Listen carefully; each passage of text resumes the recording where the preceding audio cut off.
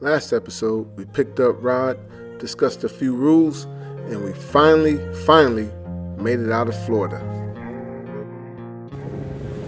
Now we're doing all that fun stuff like you see on YouTube.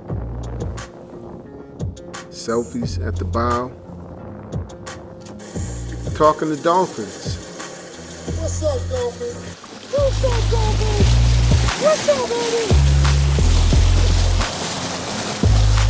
This is right in front of the boat.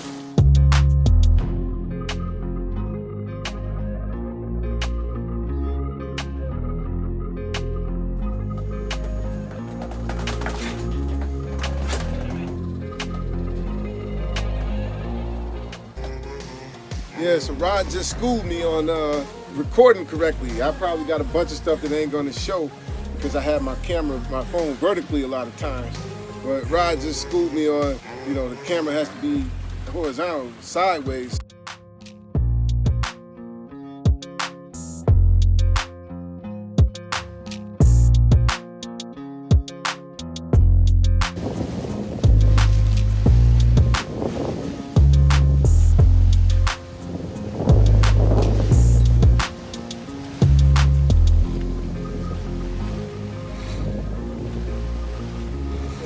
Just motoring because there's no wind, and motoring we're getting 6.5, 7 knots of speed over the ground,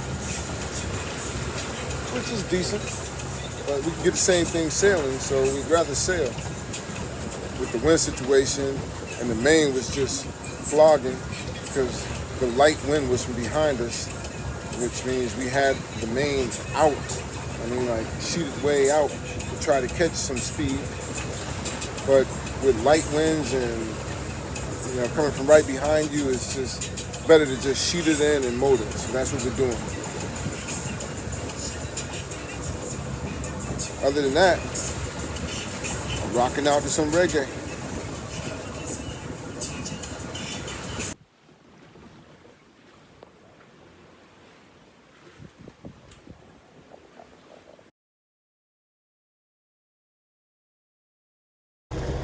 Just so y'all know, we're not supposed to be out here starving. That ain't supposed to happen. Stop it, Split.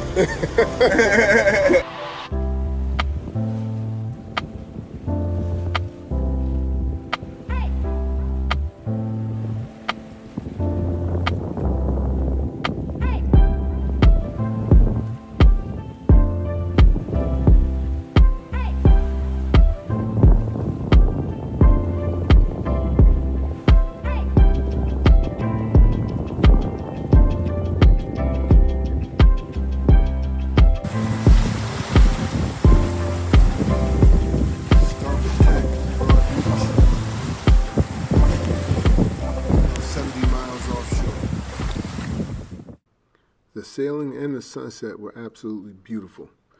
The wind and the current were going in the same direction, pushing us very fast. However, we were in the deep blue, and in the blink of an eye, winds were gusting to 29 knots and seas 8 to 10 feet. With no communications with land, I decided to chart a course towards land, and we headed towards Myrtle Beach, 18 hours away. So here's the issue right now. I'm trying to sleep, and we're on the starboard tack, meaning the boat is leaning to the left. The wind is hitting it on the right side and pushing it over to the left. So you can brace up against this wall and sleep really good on that tack. Well, we agreed, me and this guy agreed to not change course without waking the other person up. And that's because you got to change sails around and, some maneuvers, but we're on an open ocean. So it's better to have 2 people up there to do that. It can be done by one, but there's no need to do it by one. We agreed to wake each other up. So if I'm leaning up here and I'm sleeping and I'm feeling good and getting some good rest, there's no way I should roll over to this wall. That's a long roll. It's like a Queen Plus. It's a long roll. I should not be thrown to this side of the boat, braced up against this wall. But that's what just happened. So I run up there to say, to see what was going on, to see maybe he had to dodge something, and he just felt like changing course without waking me up. So I'm rolling over to the other side of the boat. I'm the captain, people. I mean, yeah, no bueno. We had a little talk about the rules we agreed on prior to leaving, and to my surprise, he wanted to get rid of that rule. Well, getting rid of that rule was not an option because it was put in place for safety reasons. What do you do in a situation like this? Well, you secure the sharp shit and head for shore.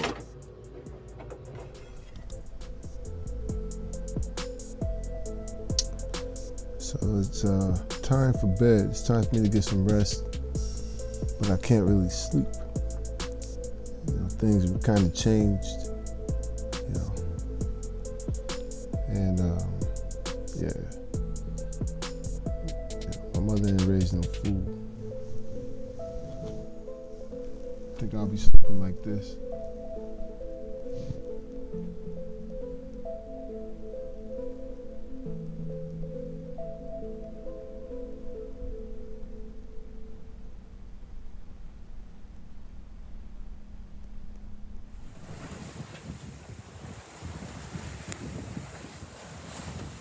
After our talk, I didn't go back to sleep. In fact, I went back up on watch. Downwind sailing in these conditions was hard, and after hearing the boom crash twice, I knew I needed to be topside. What I didn't mention is that there's no footage from yesterday. That's because there was way too much going on for such an amateur crew to be trying to film. There were big waves, storms, and yes, engine trouble. At one point yesterday, with little wind and big waves, we were motoring, and the engine stopped. But by this time, I had the repair down to a science, and I could get it going again within about 15 minutes. All I needed Rod to do was chill while I made this repair.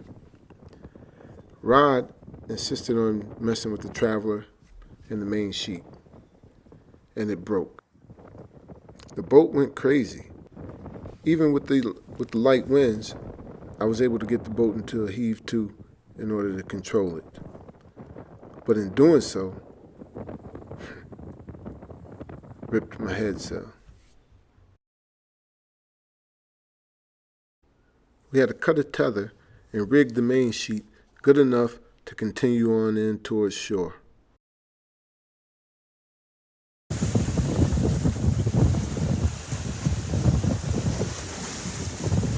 This is how you look when you have a broken boat.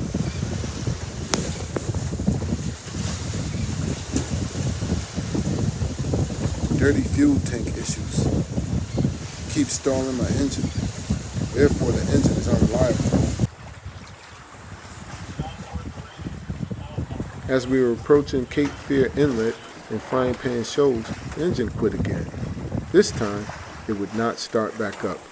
I think the lines were clogged with algae, and there was nothing I could do except, you guessed it, use the best $200 I've spent in a lifetime.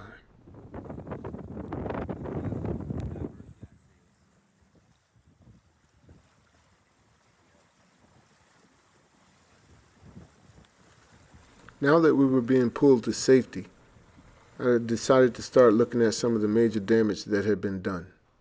I discovered that this block was hanging by a thread, literally, and the sail had been ripped by, oh my goodness, this crap.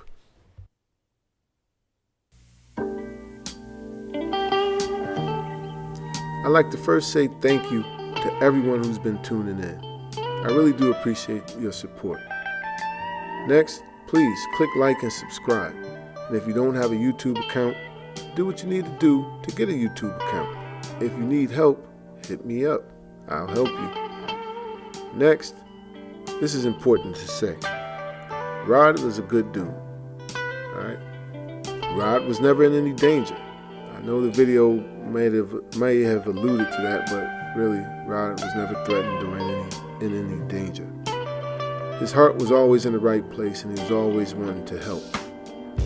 I Unfortunately, things didn't work out, but Rod was a good dude, and I'm gonna leave it there. Now please be sure to check us out next episode to see how I handle Southport, North Carolina. I guarantee you I'm not giving up.